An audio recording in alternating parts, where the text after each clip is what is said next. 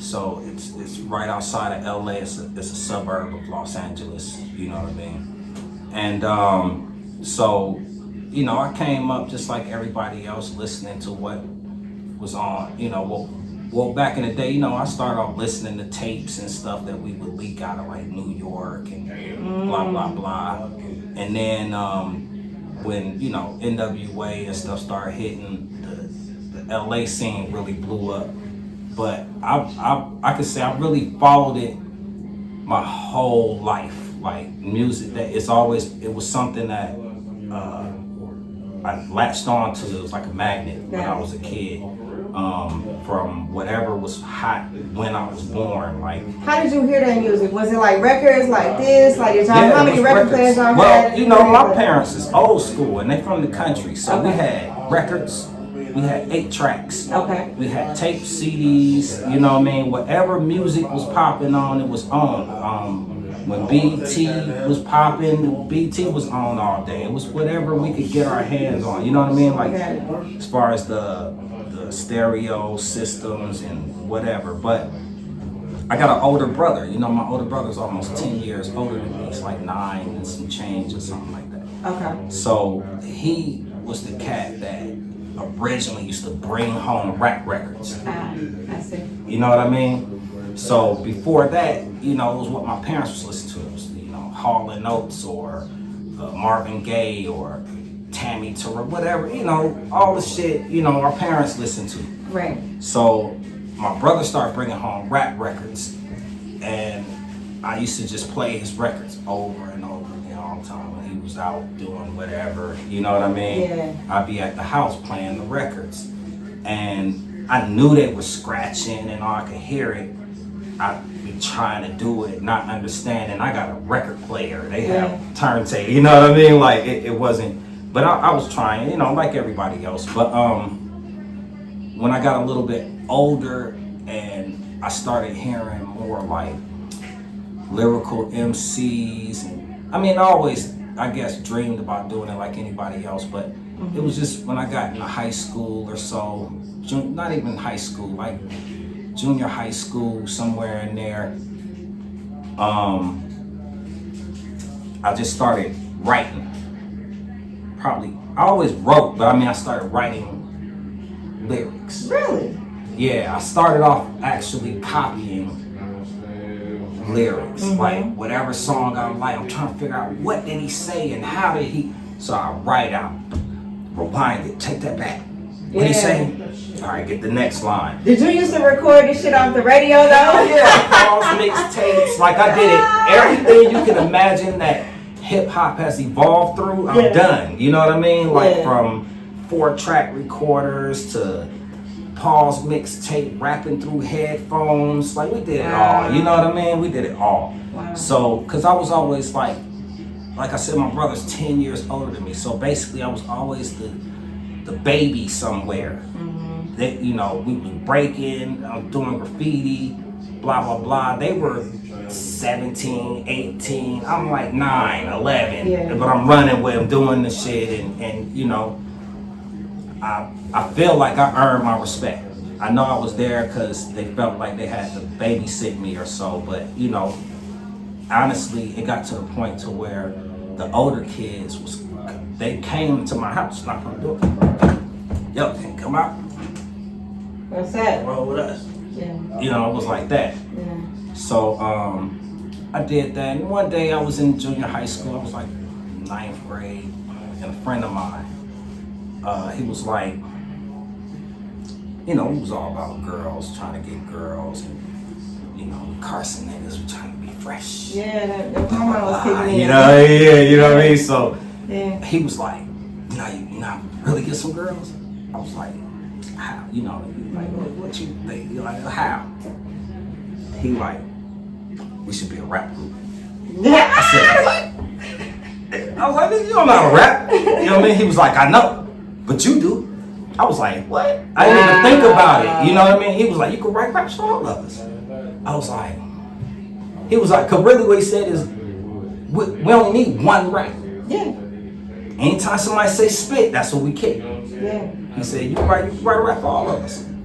I was like, he understood your intelligence and your ability to like distribute that and like. I guess, because I don't even know how it. Yeah, I don't remember like rapping for them or doing no shit like that. You know what I mean? He just. So how did he recognize your gift? Somebody told him? He heard it somewhere? I don't know. I don't know. He knew We was you at had my it. house. I'm telling you, we were taggers. Yeah. Like that was our thing. We were taggers, and we got plenty girls off of that. We just wanted more. You know what I mean? So. Yeah. He was like, so we in my room. My bedroom's like a graffiti playground. You know what I mean? I spray paint. I still do. You look at my house now. I spray paint everywhere. Yeah, you know what I mean? saw the cans. Yeah, spray paint everywhere. So, you know, my room was like my practice. Like a space. studio. Yeah, that's where I practiced, and I tested everything in there, caps and whatever, spray on the wall. So we all over there. He say some shit like that. Next thing I know, I done wrote a rhyme for everybody. We got a name. Yeah. You know what I mean? Yeah, just off that inspiration, just off somebody speaking life into you. Yeah, basically. He spoke life into you at that age. Because I was already writing. He probably saw me writing, saw some books or something, you know, something like that. So once we did that, and I still remember we called ourselves the Jungle Pack. Yeah. PAC, Jungle Pack. You know what I mean? And we was, you know, walking around. We had these little mini baseball bats we used to walk around with and shit. Backpack. And, you know, it was like, you know, it was you know, whatever. Yeah. So, did that. And that worked for a while, but the next year, you know, we was in high school. Mm-hmm. High school was different. And now I'm actually writing raps. Okay. You know, trying to do stuff on my own.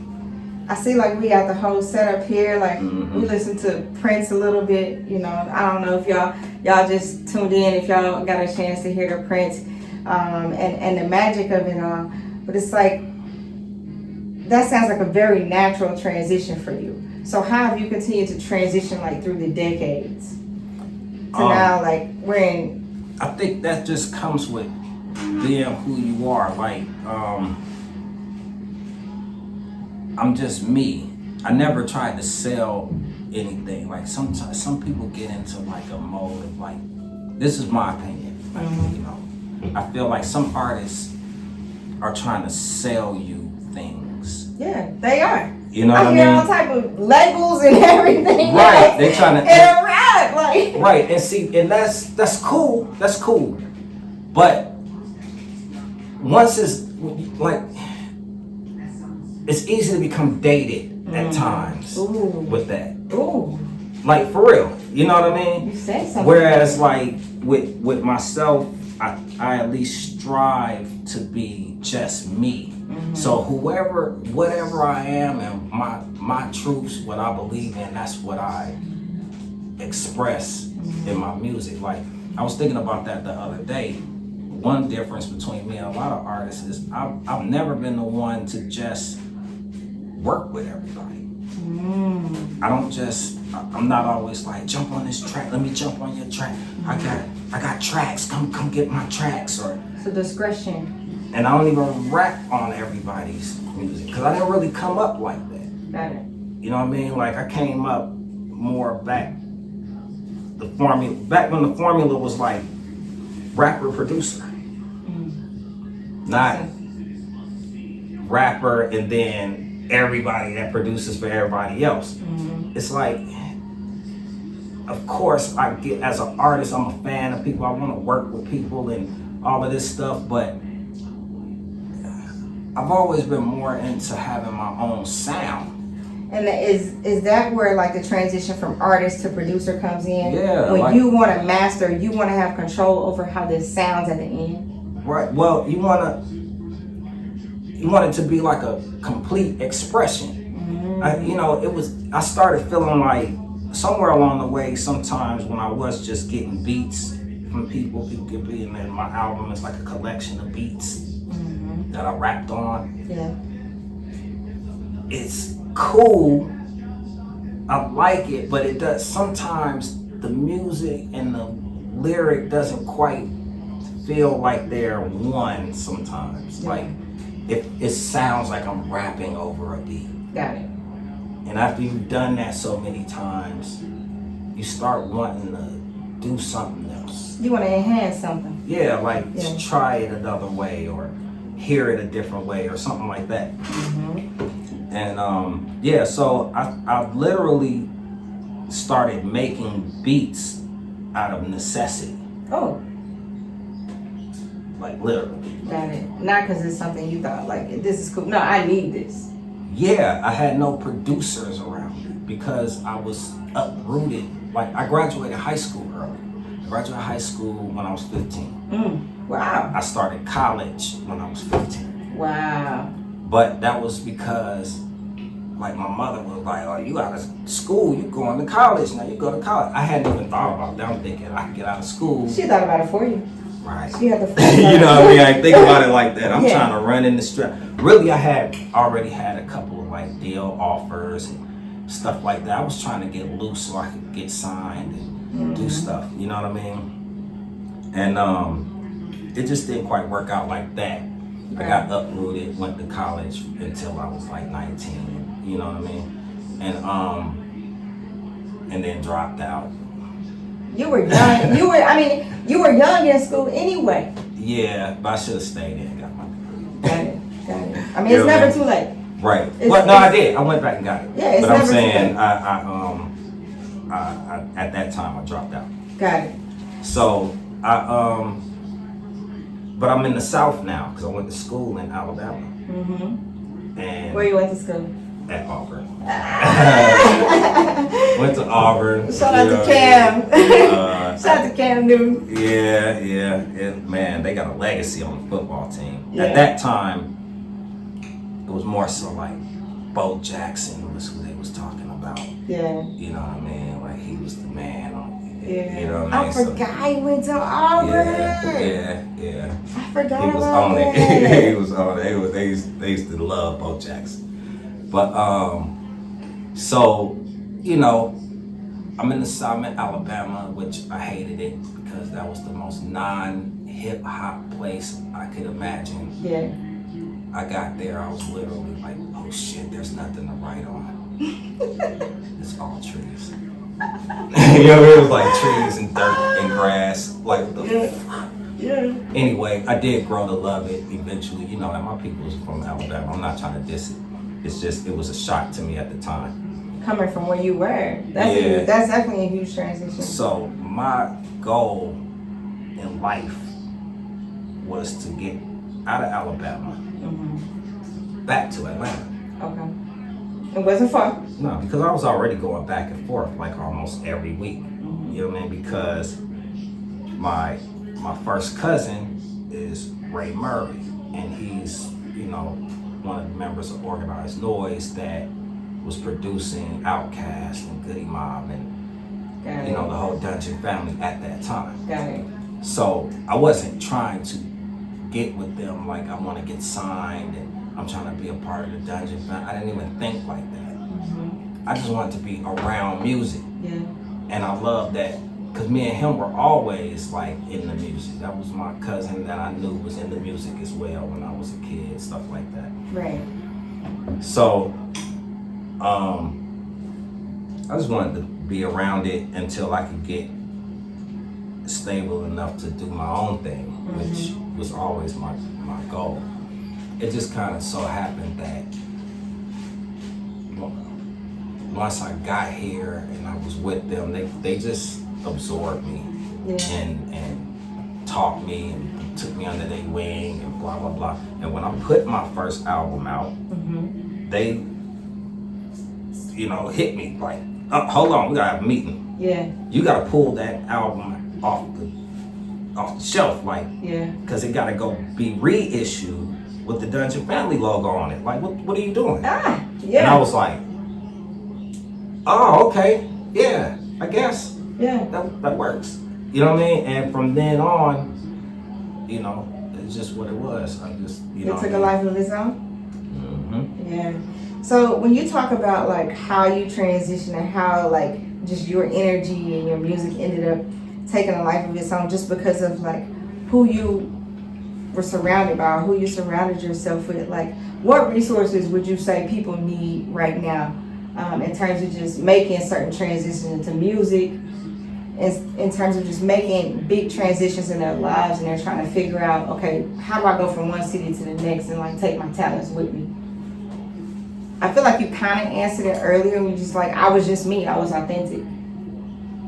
Yeah, but it takes a lot more than that to be able to grow from there, to like move. You're saying like to be able to travel with it and do shows in different places and stuff like that. Yeah, like almost like scaling a business. Like how do you go from just it's a lot easier now, I would say. You know what I mean? And especially like with, you know, everything that's going on right now. Like I haven't been out doing shows or doing pretty much anything concerning crowds because, you know. Yeah, COVID. Right. You know what I mean? COVID-19, like, right? So I haven't been doing anything like that. It's more so been online stuff. But I would say it's really about that in the first place because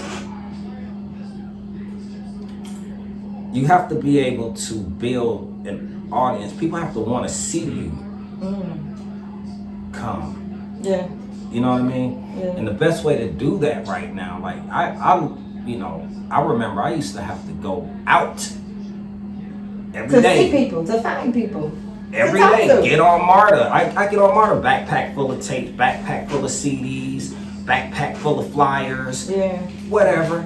Just, you had to hand in hand, you had to talk to people, you had to meet people. Oh, for real, you rhyme, whatever, and build these connections. Now, you still do that, but it's online primarily. Yeah. Like, it's virtual. Yeah, it's virtual. And you gotta build these connections and basically build your audience in these places. You know what I mean? To where they want you to come. Yeah, of course. Like I wanted you on the podcast. Like, man, you've been from this place to that place to that place to here. And even though like we're in the midst of COVID, like you're still thriving. Yeah, well. Like you still making moves, and it's like your energy level is still high. Like your creativity level is like still like up here.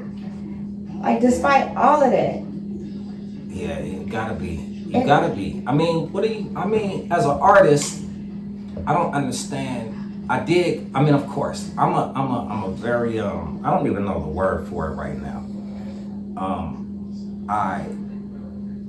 The word is empathy. I empathize with people a lot. You know what I mean? Like I don't like to see people hurting or suffering or anything like that. Like that bothers me. You know, I don't like bullying and stuff. And I put that in the same category. You know what I mean? So, of course, I got down when COVID hit, and I'm seeing people hurting, and it's uncertain and worry and stuff like that. You know, that's a lot of fear. Right. Yeah. And you know, of course, I got down, but as an artist, though, you gotta understand this is what we do. That's what art is. Like we can take in. We have the ability to take in the world as is. You know what I mean? And then reimagine it. You get what I'm saying? Yeah. Into something else that can be used, like something that's so very beautiful. Right. And that's what it's about. You know what I mean? You have to it's just being an artist. Yeah, it's like you create eat something and then you spit something totally different back out. Because this is what I do. I like to make people feel better, or make them want to dance, or communicate. You know, this is how I communicate. Yeah, you want to extend your power. Right. So, of course, if people are down, that means that I have to be the one to be there to put my art needs to be at a You gonna uplift. right. You know what I mean? Yeah. And through history, that's what music did. If you look at any art or music or period in time, whenever, the best shit comes from the worst shit. Does it Very not? true. You know what I mean? Does it Very not? true. Say it loud. Right. I'm black and I'm proud. Like James Brown himself. Like, come on, man. Yeah. Like he came from some bullshit Yeah, man. into what he was. So, yeah. I just see that. I think that this is my purpose. You know what I mean? And of course, you know, I try to be as safe as possible. Yeah. But at the same time, you know, I don't know how I got here. I was born. I'm here. I do what I do. I am what I am. Yeah. And you know, the Most High is in control. That's all I could say. Exactly. Whatever brought me here, gonna take me from it. And I that's just all I can do. appreciate, like, I appreciate being here. I appreciate you talking to like, me today you know what I mean? and sharing your story. Yeah. It's important, and That's what I'm trying to do. it's definitely going to inspire so many people. Like a podcast, this is just one podcast interview. Okay, the Art of Transition podcast. We got Ked here. This is just one. Imagine how many other podcast interviews like you're going to do over the next 3 months, the next 6 months. True. And where that's gonna go years from now. What I like about The them music. is that, because I've done a few recently, and they're all different. That's what I like about them. Yeah. They're all unique. They all have a unique purpose. Yeah. How, you know, what the kind of questions they ask, or what kind of environment, all that kind of stuff. And I like this podcast a lot because I think that's important to talk about, is the art of transition. It's an art. You know what I mean? There's Like, definitely an art to it. It's like, it's dope because you have to. Thank you. A lot of people don't think about that, especially with like writing, like, because I'm a writer.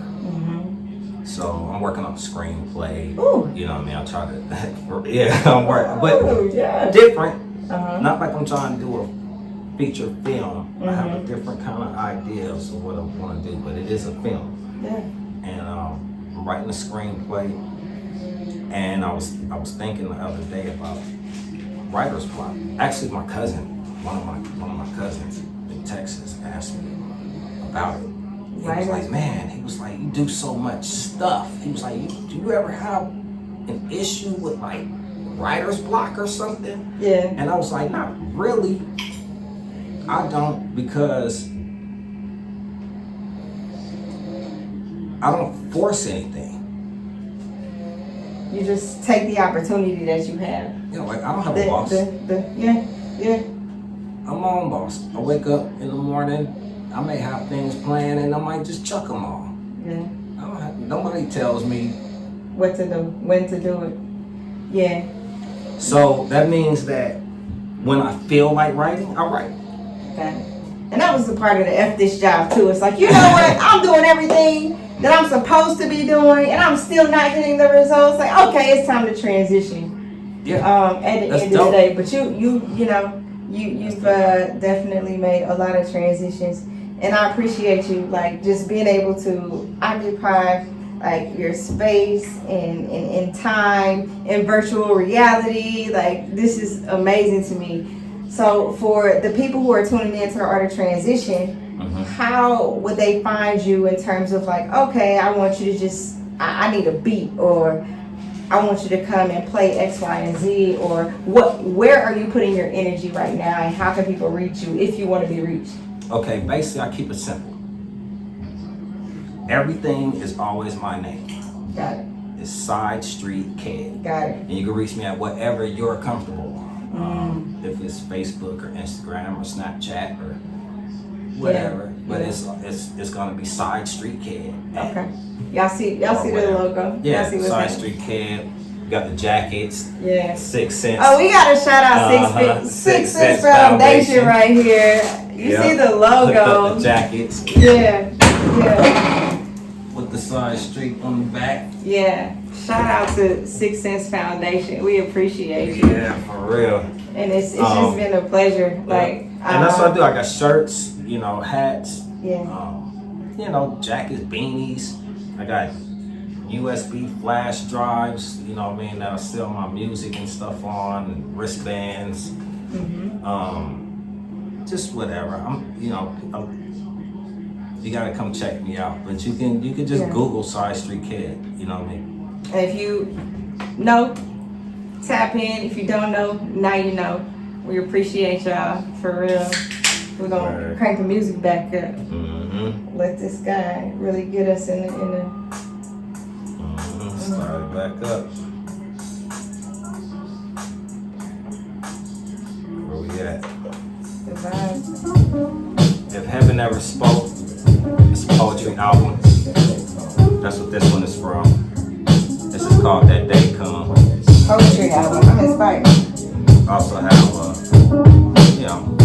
traditional music album out. Faith, glory in the past life, telling stories of unspoken lore, hoping for something better as things get worse. Purse strings tight, frightened by the outcome. Penny pinching if there's any pinch. Times tense, doesn't make sense if it takes dollars to make sense. The problem is that I'm underpaid a slave wage and overqualified for most low-level positions. Trapped in a cycle forever trying to better my conditions. Wishing for fish ain't fishing. Rings don't burn in the kitchen. Trying to discern between good and bad spirits can be rather bewitching.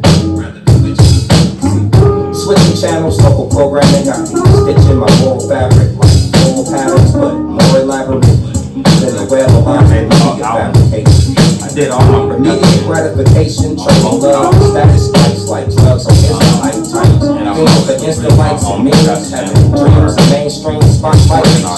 Some things Where can we find the poetry out? left when it's everywhere. It's on Amazon, Tidal. Okay. Fella to see a way out, there's no excuse not to make one.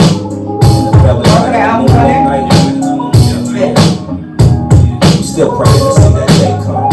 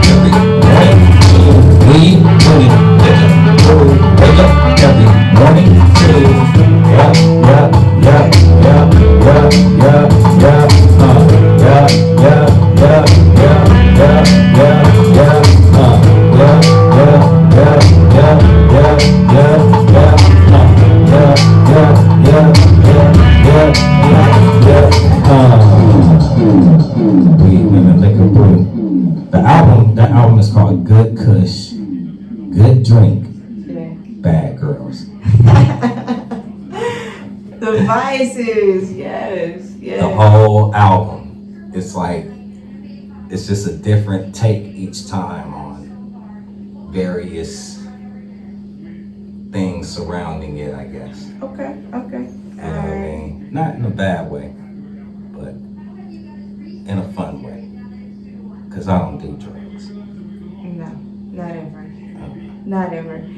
Tell me about like the poetry album and how like you just decided to take words and make an album versus just leaving them somewhere on some paper. That's something that I always wanted to do. Why? It was first. Before I ever wanted to make a rap album, Yeah. I wanted to make a poetry album. Because I heard the Watts poets. And then that put me on to like Gil Scott Heron and that kind of stuff when I was young. Got it. And so, I'm still talking to the mic like I'm rapping. Hey, that's what artists that's what artists do. But yeah, I heard them one time. Went to Watts, was out by the Watts Towers, and I thought it was dope, and I wanted to do it, and it was set to music, and I liked it, but it was more like an African drum type beat, and I don't know, I heard more kind of like jazz or something in my head. Wasn't quite sure at the time what I heard, but I guess what I heard was this, what I'm doing. Got it. You know what I mean? Yeah, So yeah, you made it. I was like, it's time. Because I got albums in my head. I've always had them. I've been writing albums and concepts since I can remember. And all of them, just because I think of it today, don't mean I'm going to do it tomorrow. Right. But the idea is still there. A seed is still The like seed be there, and it still right be there. growing somewhere in there. I'll be thinking it grow, and then when it gets mature enough, you know. Yeah. Yes, sir. And I Yes, start sir. working on it. I got albums. I got stuff I've thought of. I'm excited. I'm excited to see how you transition from here. I got a the lot. next decade. I got a lot of ideas, even though now it's about. It will be something that hasn't been seen. Got it. Right Ready. that way, because we were in a time that it hasn't been seen. I'm excited about it. Can't wait. Right. I'm trying to see if I got something. For now, y'all can go ahead and jump on iTunes and all those other places and check out the 2 albums that are on there. And this is off my rap album, Good Kush, Good Drink, Bad Girls. Good Kush, good drink, bad girls. Yeah. Acid rock musician died today in a London hospital, apparently from an overdose of drugs. Found dead in bed yesterday in London at the home of the group's guitarist. Had a reputation for excessive drinking. After taking an overdose of heroin last night. The self-confessed heroin addict was found dead at his home. He'd apparently committed suicide.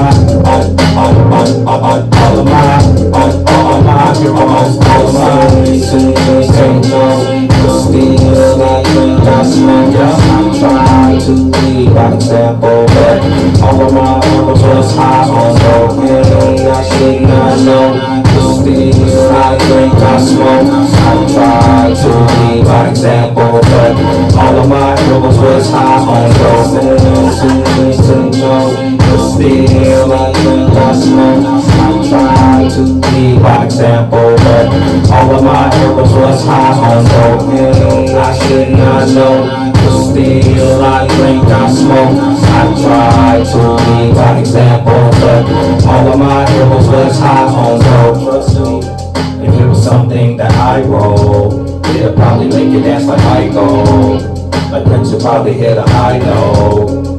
Make you feel like he was sliced on. Jimi Hendrix was my hero, and Santana was mi amigo. George Clinton just let the bass free though. Even Willie Nelson let the weed flow. Still I drink, I smoke. I try to be by example, but all of my heroes was high on dope. Hey, I should not know, but still I drink, I smoke.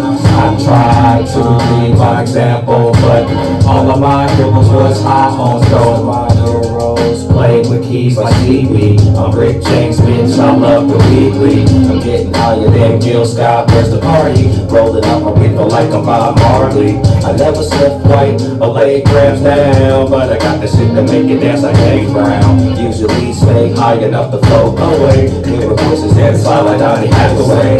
Say no, still I drink, I smoke. I try to be by example, but all of my heroes was high on dope. Hey, I should not know, but still I drink, I smoke. I try to be by example, but all of my heroes was high on dope. Yeah, all of my heroes, you know what I mean? I try to be by example, but all of my heroes was high on dope.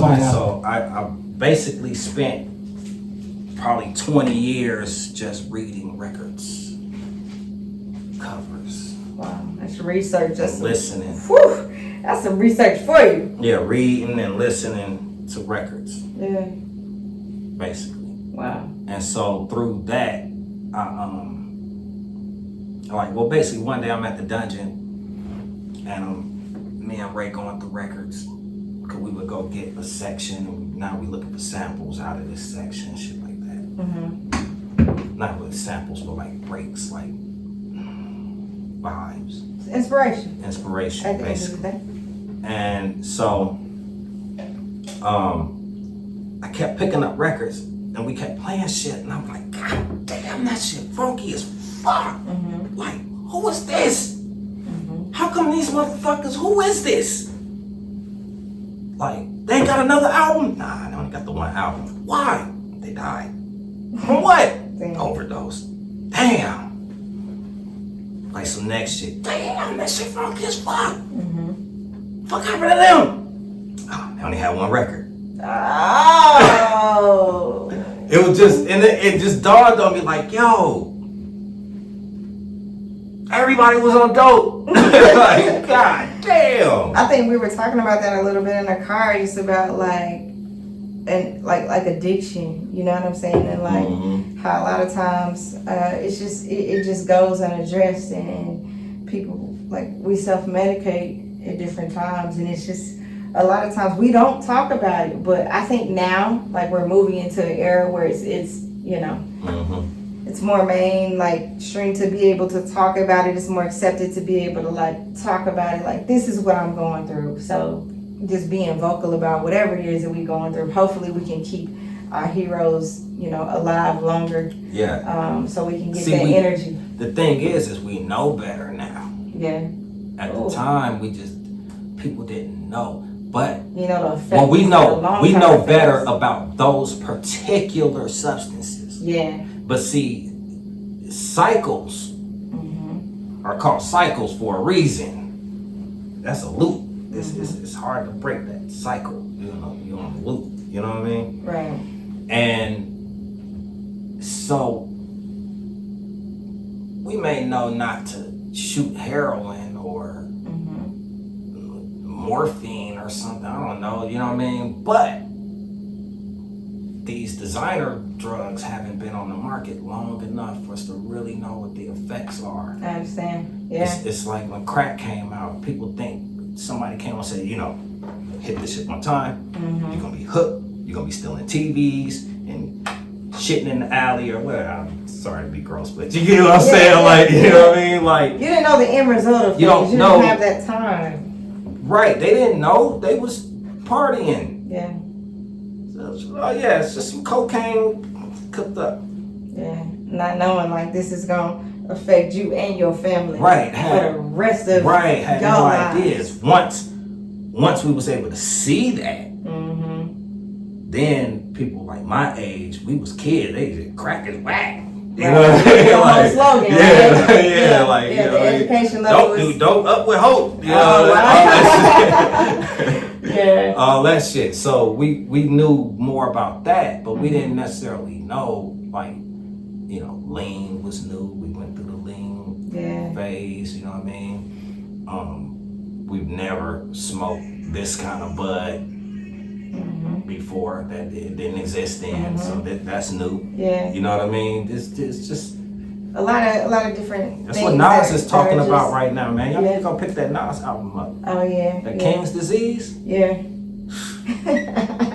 That was tough. Yeah. That was tough. Man, we could talk about this like forever.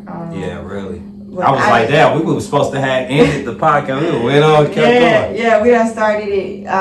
The beauty of like the video component is just like we gonna be able to edit whatever we need to make sure like this is in the spotlight. So I appreciate your time. I appreciate you sharing with everybody.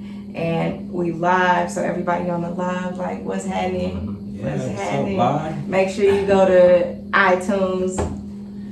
Yeah, and you know, pick it up if you like it, stream it or whatever, something, you know, so that I can, that's the only way I really know if people like it. True. People tell me all the time, but it's like, Yeah, and that's like Sidestreet Ked. So just type that in your search engine, whatever you listen to, YouTube, just type in Sidestreet Ked. For the podcast, it's The Art of Transition. That is so that's the second part of the book. I really thank y'all for having me. Yeah. This has been fun. I love it. Thank you for you. giving me the opportunity to, you know, share my story and my ideas with people. Man, thank you for your attention, your space, and your time. Like, for real. That means a lot. Anytime. Let's see.